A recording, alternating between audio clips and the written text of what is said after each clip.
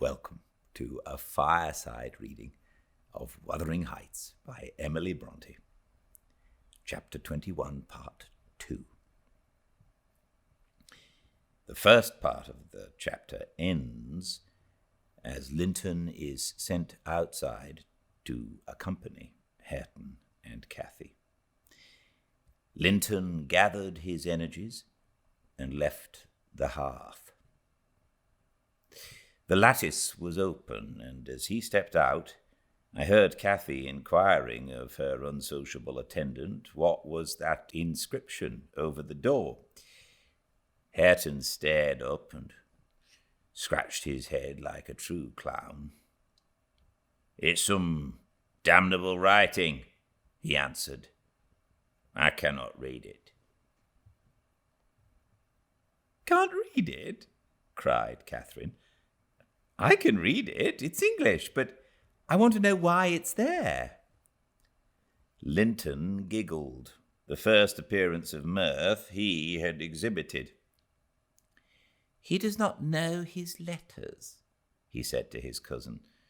"Could you believe in the existence of such a colossal dunce?" "Is he all he should be?" asked Miss Cathy seriously. "Or is he simple? Not right? I've questioned him twice now, and each time he looks so stupid I think he does not understand me. I can hardly understand him, I'm sure." Linton repeated his laugh and glanced at Hareton tauntingly, who certainly did not seem quite clear of comprehension at that moment. "There's nothing the matter but laziness, is there, Earnshaw?" he said. "My cousin fancies you are an idiot. There you experience the consequence of scorning book learning, as you would say. Have you noticed, Catherine, his frightful Yorkshire pronunciation?" "Why, where the devil is the use on't?" growled Hareton, more ready in answering his daily companion. He was about to enlarge further, but the two youngsters broke into a noisy fit of merriment, my giddy miss being delighted to discover that she might turn his strange talk to a matter of amusement. "Where is the use of the devil in that sentence?" tittered Linton. "Papa told you not to say any bad words, and you can't open your mouth without one. Do try to behave like a gentleman, now do." "If thou weren't more a lass than a lad, I'd fell thee this minute, I would, pitiful lath of a crater," retorted the angry boor, retreating, while his face burnt with mingled rage and mortification, for he was conscious of being insulted and embarrassed how to resent it. Mr. Heathcliff, having overheard the conversation as well as I, smiled when he saw him go, but immediately afterwards cast a look of singular aversion on the flippant pair who remained chattering in the doorway. The boy, finding animation enough while discussing Hareton's faults and deficiencies, and relating anecdotes of his goings-on, and the girl relishing his pert and spiteful sayings without considering the ill nature they evinced, I began to dislike more than to compassionate Linton, and to excuse his father in some measures for holding him cheap. We stayed till afternoon. I could not tear Miss Cathy away sooner, but happily my master had not quitted his apartment and remained ignorant of our prolonged absence. As we walked home, I would fain have enlightened my charge on the characters of the people we had quitted, but she got it into her head that I was prejudiced against them. "Aha!" she cried. "You take papa's side, Ellen. You are partial, I know, or else you wouldn't have cheated me so many years into the notion that Linton lived a long way from here. I'm really extremely angry. Only I'm so pleased I can't show it. But you must hold your tongue about my uncle. He's my uncle, remember, and I'll scold Papa for quarrelling with him." And so she ran on till I relinquished the endeavour to convince her of her mistake. She did not mention the visit that night because she did not see Mr. Linton. Next day it all came out, sadly, to my chagrin, and still I was not altogether sorry. I thought the burden of directing and warning would be more efficiently borne by him than me, but he was too timid in giving satisfactory reasons for his wish that she should shun connection with the household of the Heights, and Catherine liked good reason for every restraint that harassed her petted will. "Papa!" she exclaimed after the morning's salutations. "Guess whom I saw yesterday in my walk on the moors?" "Ah, Papa, you started! You've not done right, have you?" "I saw, but listen and you shall hear how I found you out, and Ellen, who is in league with you, and yet pretended to pity me so when I was hoping and was always disappointed about Linton's coming back." She gave a faithful account of her excursion and its consequences, and my master, though he cast more than one reproachful look at me, said nothing till she had concluded. Then he drew her to him and asked if she knew why he had concealed Linton's near neighbourhood from her. Could she think it was to deny her a pleasure that she might harmlessly enjoy? "It was because you disliked Mr. Heathcliff," she answered. "Then you believe I care more about my feelings than yours, Cathy?" He said, "No, it was not because I disliked Mr. Heathcliff, but because Mr. Heathcliff dislikes me, and is a most diabolical man, delighting to wrong and ruin those he hates, if they give him the slightest opportunity. I knew that you could not keep up an acquaintance with your cousin without being brought into contact with him, and I knew he would detest you on my account. So for your own good, and nothing else, I took precautions that you should not see Linton again." I meant to explain this sometime as you grew older, and I'm sorry I delayed it. "But Mr. Heathcliff was quite cordial, Papa," observed Catherine, not at all convinced. "And he didn't object to our seeing each other. He said I might come to his house when I pleased. Only I must not tell you, because you had quarrelled with him and would not forgive him for marrying Aunt Isabella. And you won't. You are the one to be blamed. He is willing to let us be friends, at least, Linton and I, and you are not." My master, perceiving that she would not take his word for her uncle-in-law's evil disposition, gave a hasty sketch of his conduct to Isabella and the manner in which Wuthering Heights became his property. He could not bear to discourse long upon the topic, for though he spoke little of it, he still felt the same horror and detestation of his ancient enemy that had occupied his heart ever since Mrs. Linton's death. She might have been living yet, if it had not been for him, was his constant, bitter reflection. And in his eyes, Heathcliff seemed a murderer.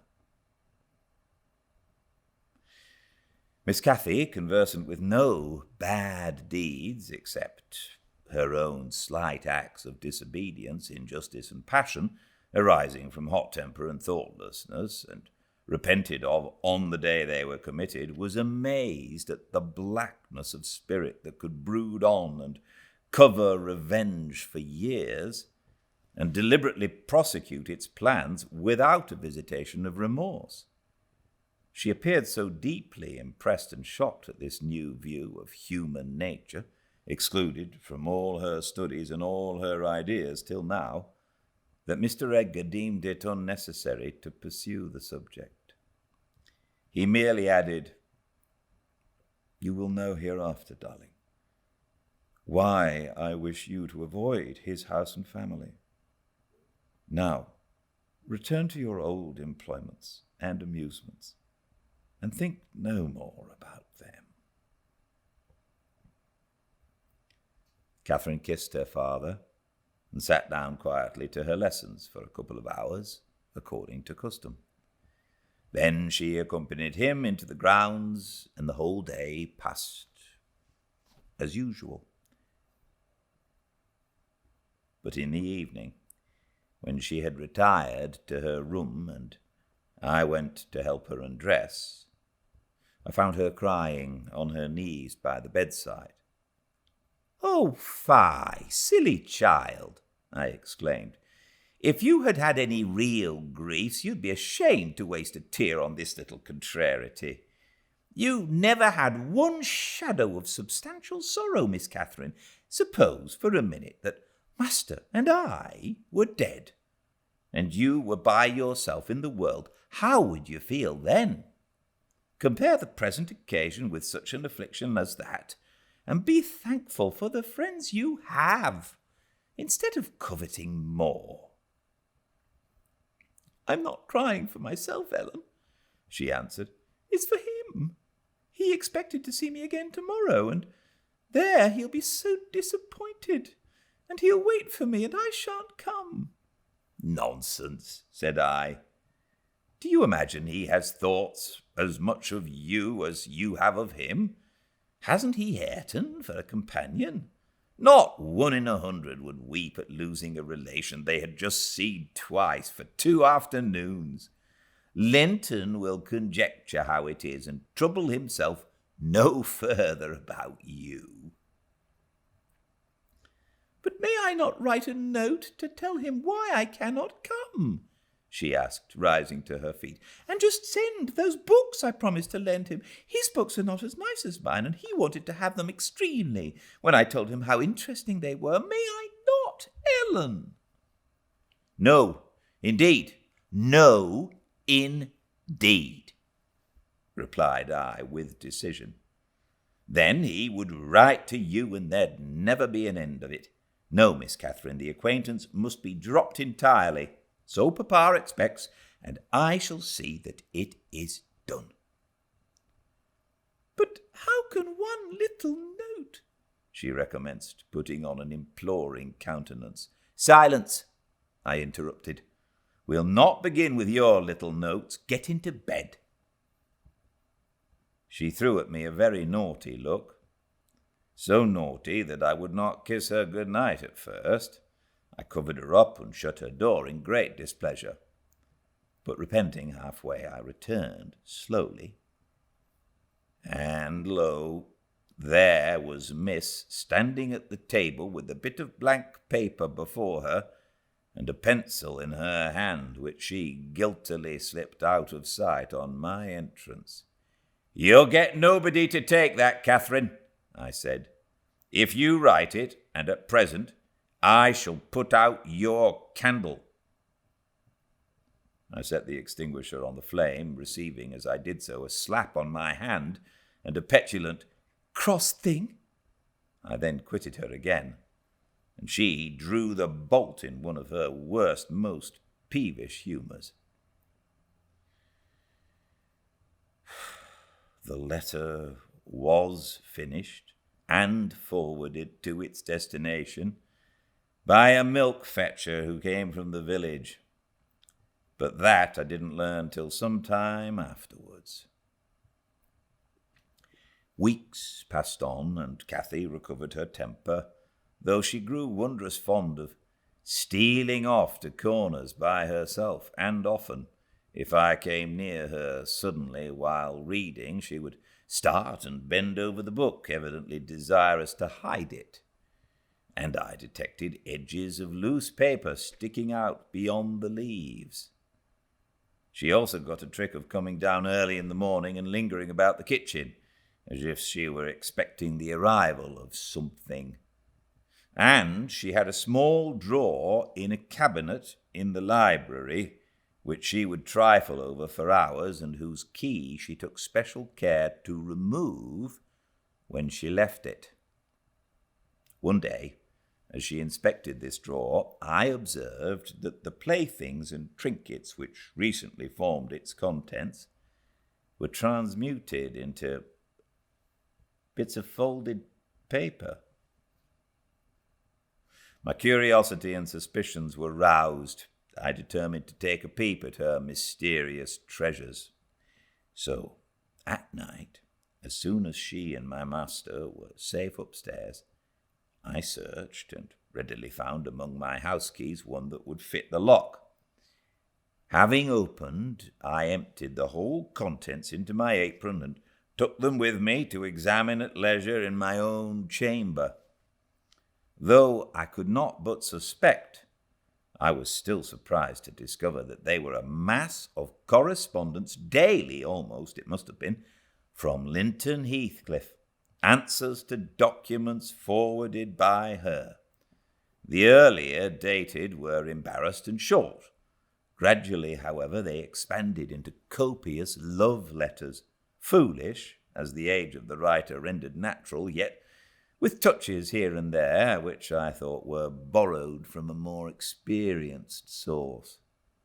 Some of them struck me as singularly odd compounds of ardour and flatness, commencing in strong feeling and concluding in the affected wordy style that a schoolboy might use to a fancied incorporeal sweetheart. Whether they satisfied Cathy, I don't know, but they appeared very worthless trash to me. After turning over as many as I thought proper, I tied them in a handkerchief and set them aside, relocking the vacant drawer. Following her habit, my young lady descended early and visited the kitchen. I watched her go to the door on the arrival of a certain little boy, and while the dairymaid filled his can, she tucked something into his jacket pocket and plucked something out. I went round by the garden and laid wait for the messenger, who fought valorously to defend his trust, and we spilt the milk between us. But I succeeded in abstracting the epistle and threatening serious consequences if he did not look sharp home. I remained under the wall and perused Miss Cathy's affectionate composition. It was more simple and more eloquent than her cousin's, very pretty and very silly. I shook my head and went meditating into the house. The day being wet, she could not divert herself with rambling about the park, so at the conclusion of her morning studies, she resorted to the solace of her drawer. Her father sat reading at the table, and I, on purpose, had sought a bit of work in some unripped fringes of the window curtain, keeping my eye steadily fixed on her proceedings. Never did any bird flying back to a plundered nest which it had left brimful of chirping young ones express more complete despair in its anguished cries and flutterings than she by her single and the change that transfigured her late happy countenance. Mr. Linton looked up. "What is the matter, love? Have you hurt yourself?" he said. His tone and look assured her he had not been the discoverer of the hoard. "No, Papa," she gasped. "Ellen? Ellen! Come upstairs! I'm sick!" I obeyed her summons and accompanied her out. "Oh, Ellen, you have got them," she commenced immediately, dropping on her knees when we were enclosed alone. "Oh, give them to me. Oh, and I'll never, never do so again. Don't tell Papa. You have not told Papa, Ellen. Say you have not. I've been exceedingly naughty, but I won't do it any more. With a grave severity in my manner, I bade her stand up. So, I exclaimed, Miss Catherine, you are tolerably far on, it seems. You may well be ashamed of them. A fine bundle of trash you study in your leisure hours, to be sure. Why, it's good enough to be printed. And what do you suppose the master will think when I display it before him? I haven't shown it yet, but you needn't imagine I shall keep your ridiculous secrets. For shame! And you must have led the way in writing such absurdities. He would not have thought of beginning, I'm certain. I didn't, sobbed Cathy, fit to break her heart. I didn't once think of loving him till... Loving? Cried I, as scornfully as I could utter the word. Loving? Did anybody ever hear the like? I might just as well talk of loving the miller who comes once a year to buy our corn. Pretty loving indeed. And both times together you've seen Linton hardly 4 hours in your life. Now here is this babyish trash. I'm going with it to the library, and we'll see what your father says to such loving. She sprang at her precious epistles, but I held them above my head. And then she poured out further frantic entreaties that I would burn them, do anything rather than show them. And being really fully as much inclined to laugh as scold, for I esteemed it all girlish vanity, I at length relented in a measure and asked, If I consent to burn them, will you promise faithfully neither to send nor receive a letter again, nor a book, for I perceive you've sent him books, nor locks of hair, nor rings, nor playthings? We don't send playthings, cried Catherine, her pride overcoming her shame. Nor anything at all, then, my lady, I said. Unless you will, here I go. I promise, Ellen, she cried, catching my dress. Oh, put them in the fire, do. But when I proceeded to open the place with the poker, and the sacrifice was too the sacrifice was too painful to be borne. She earnestly supplicated that I would spare her one or two, Ellen, to keep for Linton's sake. I unknotted the handkerchief and commenced dropping them in from an angle, and the flame curled them up the chimney. I will have one, you cruel wretch, she screamed, darting her hand into the fire and drawing forth some half-consumed fragments at the expense of her fingers. Very well, and I will have some to exhibit to Papa, I answered, shaking back the rest into the bundle and turning anew to the door.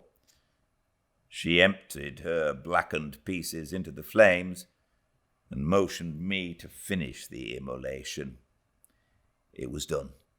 I stirred up the ashes and interred them under a shovelful of coals, and she, mutely, and with a sense of intense injury, retired to her private apartment. I descended to tell my master that the young lady's qualm of sickness was almost gone, but I judged it best for her to lie down a while.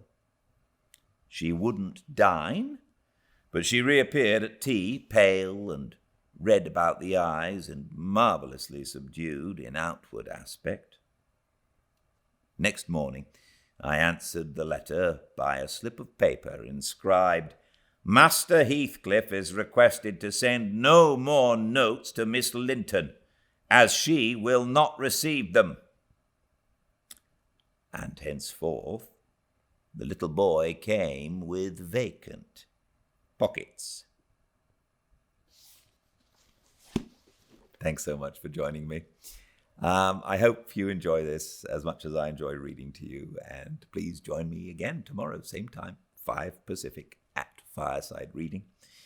And if you'd like to check out, read, watch any of the other books or the chapters of Wuthering Heights that we've done, all you need to do is go to the YouTube channel Fireside Reading, and everything is there. And if you enjoy it, please either send me a comment or like it or subscribe. Until I see you again, please be very well. Goodbye.